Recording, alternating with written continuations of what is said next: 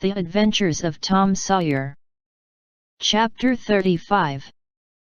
The reader may rest satisfied that Tom's and Huck's windfall made a mighty stir in the poor little village of St. Petersburg. So vast a sum, all in actual cash, seemed next to incredible.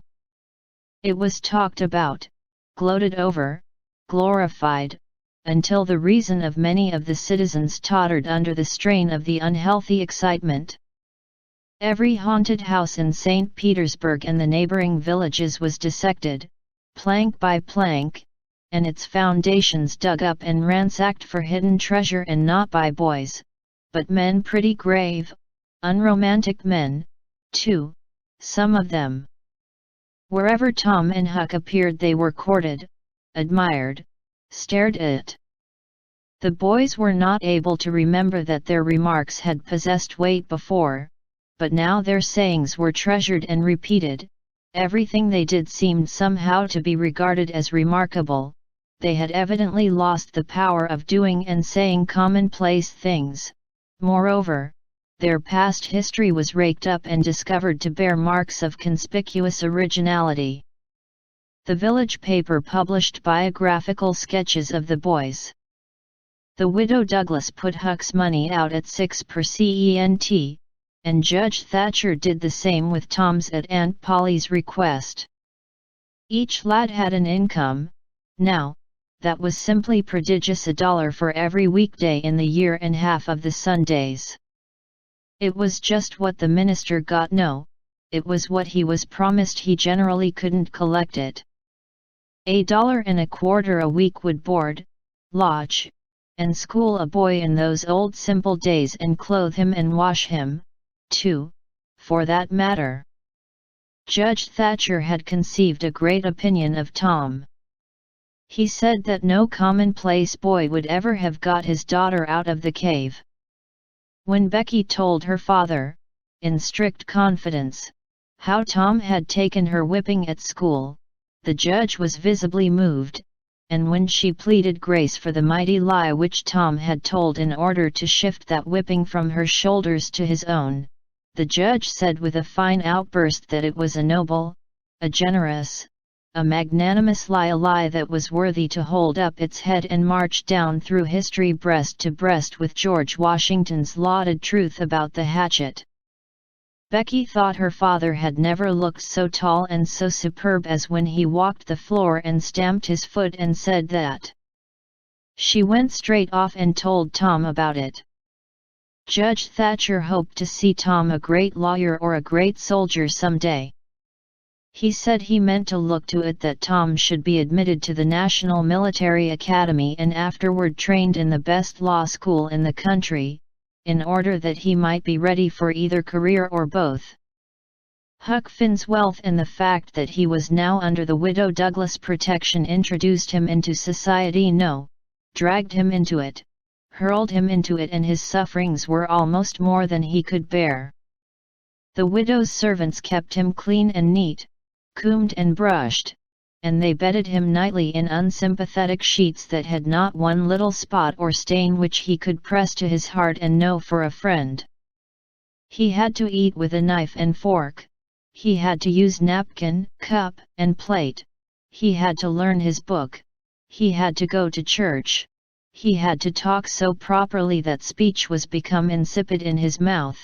Whithersoever he turned, the bars and shackles of civilization shut him in and bound him hand and foot. He bravely bore his miseries 3 weeks, and then one day turned up missing. For 48 hours the widow hunted for him everywhere in great distress. The public were profoundly concerned, they searched high and low, they dragged the river for his body. Early the third morning Tom Sawyer wisely went poking among some old empty hogsheads down behind the abandoned slaughterhouse, and in one of them he found the refugee. Huck had slept there, he had just breakfasted upon some stolen odds and ends of food, and was lying off, now, in comfort, with his pipe. He was unkempt, uncombed, and clad in the same old ruin of rags that had made him picturesque in the days when he was free and happy. Tom rooted him out, told him the trouble he had been causing, and urged him to go home. Huck's face lost its tranquil content, and took a melancholy cast. He said, "Don't talk about it, Tom. I've tried it, and it don't work, Tom. It ain't for me, I ain't used to it. The widder's good to me, and friendly, but I can't stand them ways. She makes me get up just at the same time every morning, she makes me wash, they comb me all to thunder, she won't let me sleep in the woodshed, I got to wear them blamed clothes that just smothers me, Tom, they don't seem to any air get through 'em, somehow, and they're so rotten nice that I can't set down, nor lay down, nor roll around anywheres. I hind tea slid on a cellar door for well, it 'pears to be years. I got to go to church and sweat, I hate them ornery sermons.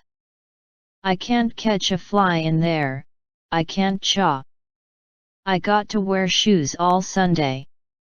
The widder eats by a bell, she goes to bed by a bell, she gets up by a bell, everything's so awful reglar a body can't stand it." "Well, everybody does that way, Huck." "Tom, it don't make no difference. I ain't everybody, and I can't stand it.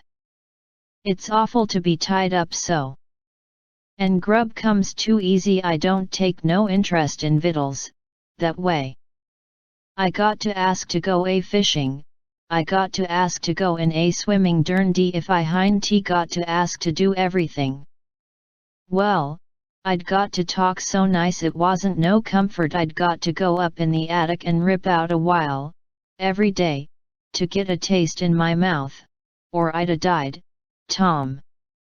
The widder wouldn't let me smoke, she wouldn't let me yell, she wouldn't let me gape, nor stretch, nor scratch, before folks, then with a spasm of special irritation and injury and Dad fetch it, she prayed all the time.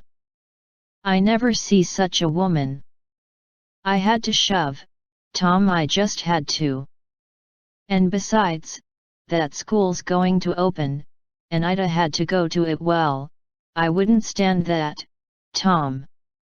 Looky here, Tom, being rich ain't what it's cracked up to be. It's just worry, and sweat, and a wishing you was dead all the time. Now these clothes suits me, and this barrel suits me, and I ain't ever going to shake 'em any more. Tom, I wouldn't ever got into all this trouble if it hadn't a been for that money. Now you just take my share of it along with your'n, and gimme a 10-center sometimes, not many times, because I don't give a dern for a thing thout it's tolerable hard to get, and you go and beg off for me with the widder. Oh, Huck, you know I can't do that. 'Tain't fair, and besides, if you'll try this thing just a while longer you'll come to like it. Like it? Yes, the way I'd like a hot stove if I was to set on it long enough. No, Tom, I won't be rich, and I won't live in them cussed smothery houses. I like the woods, and the river, and hogsheads, and I'll stick to 'em, too. Blame it all. Just as we'd got guns, and a cave, and all just fixed to rob, here this dern foolishness has got to come up and spile it all. Tom saw his opportunity. Looky here, Huck, being rich ain't going to keep me back from turning robber. No. Oh, good licks, are you in real deadwood earnest, Tom? Just as dead earnest as I'm sitting here. But Huck, we can't let you into the gang if you ain't respectable, you know. Huck's joy was quenched. Can't let me in, Tom? Didn't you let me go for a pirate? Yes, but that's different. A robber is more high-toned than what a pirate is as a general thing. In most countries they're awful high up in the nobility, dukes and such. Now, Tom, hain't you always been friendly to me? You wouldn't shut me out, would you, Tom?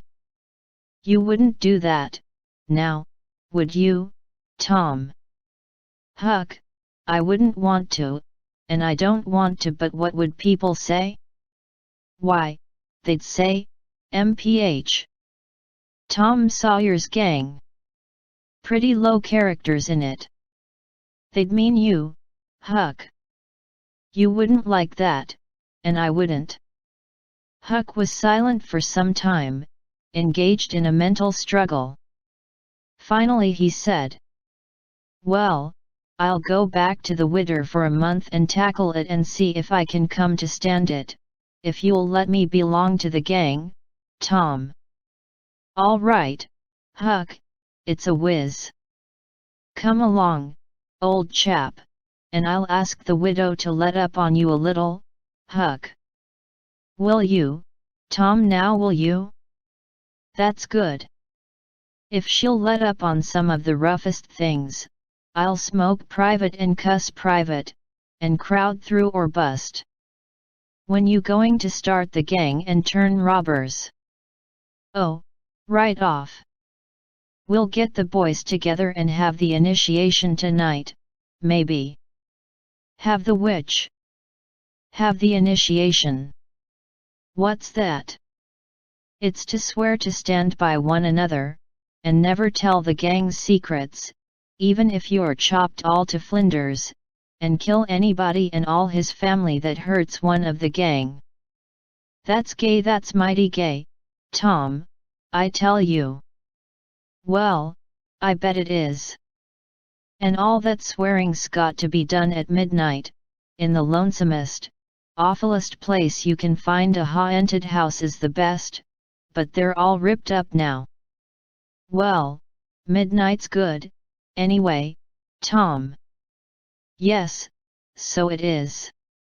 And you've got to swear on a coffin, and sign it with blood. Now, that's something like.